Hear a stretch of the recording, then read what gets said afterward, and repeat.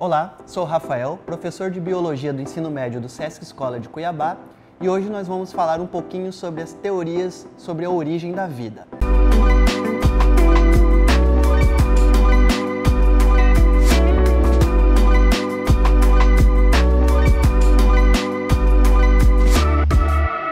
Quando a gente fala nesse assunto, ele é meio polêmico, porque existem questões de cunho pessoal e de cunho científico abordando esse assunto.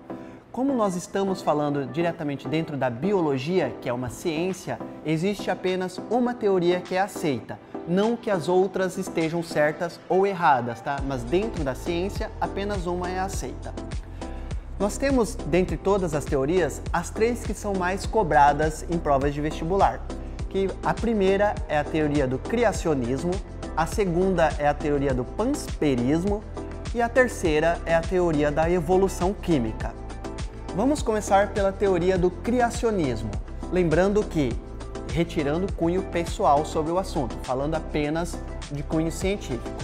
O criacionismo é aquela parte mais teológica do assunto, onde Deus criou todos os seres como são e pronto. Lá no início da vida no planeta Terra, todos os seres vivos já eram desse jeito, hoje são desse jeito e lá no futuro vão ser desse jeito por criação divina. Se essa é a teoria mais aceita por você, aluno, ok, não está errado e não está certo também, não tenho como te provar se está errado ou certo. Mas dentro de biologia, essa teoria já não é mais aceita. Agora ele conta cunho pessoal, ok. Na teoria do pansperismo, significa que a vida se originou fora da Terra e veio de algum modo para dentro da Terra. Pode ter sido de dois jeitos, voluntariamente ou involuntariamente. A teoria que fala da voluntariamente significa que existe uma vida inteligente fora da Terra e esta meio que cultivou o nosso planeta com seres vivos, e esses foram se evoluindo até o que temos hoje. E involuntariamente significa que existia vida fora da Terra, sendo inteligente ou não, e ela viajou pelo espaço até cair na Terra um asteroide, um cometa, por exemplo. Existem evidências de rochas espaciais que caíram no planeta Terra que trouxeram consigo vestígios de bactérias. Por isso a teoria do pansperismo ainda é tão estudada. Mas dentro da biologia ela também não é a mais aceita. Dentro da biologia, a teoria aceita é a da evolução química, onde a Terra se formou depois da formação do sistema solar e ali existia um ambiente propício para que começassem a surgir as primeiras moléculas orgânicas que futuramente vieram a dar origem à vida. Molécula orgânica é toda e qualquer molécula onde nós temos um átomo de carbono ligado a um átomo de hidrogênio. Eles se fundiram e juntamente com outros átomos que existiam naquela região foram surgindo diferentes moléculas orgânicas, essas se especializando, se juntando para que cada especialidade fosse sendo complementada, surgindo assim a primeira célula funcional. Dentro da teoria da evolução química, nós temos o coacervado ou sopa primordial. A Terra se formou e no início não existia água. A água veio em forma de gelo com asteroides e cometas que se chocavam com a Terra.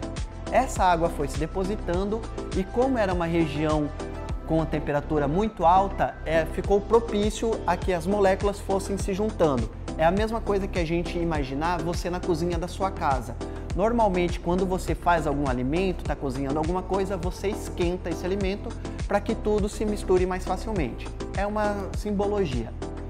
A partir desse coacervado, essa sopa primordial, as estruturas orgânicas que foram se formando, foram se juntando e dando origem à primeira célula com finalidade de vida. Claro que a primeira célula era bem diferente da que nós temos hoje. Essa célula provavelmente era uma célula procariótica fotossintetizante ou quimiosintetizante. Ela produzia a energia dela a partir de elementos químicos ou da luz do sol. Depois dessas primeiras células que eram procarióticas foram se especializando e se transformaram em células, algumas delas obviamente, em células eucarióticas, que não produzem o próprio alimento, mas que se alimentavam dessas células procarióticas. A partir daí começa a evolução química, que ao longo de milhões de anos foram surgindo as mais variados tipos de célula, e a seleção natural proposta por Darwin e Wallace fez com que chegamos até o que temos hoje. É claro que esse é só um resumo sobre teoria da vida, porque se a gente for pegar cada uma dessas 3 teorias, a gente pode desmembrar ela dentro delas mesmo e ficar falando aqui por algumas aulas, mas hoje é só uma introdução sobre as 3 mais aceitas. Lembrando que dentro de biologia, a da evolução química é a mais aceita. Obrigado e até a próxima!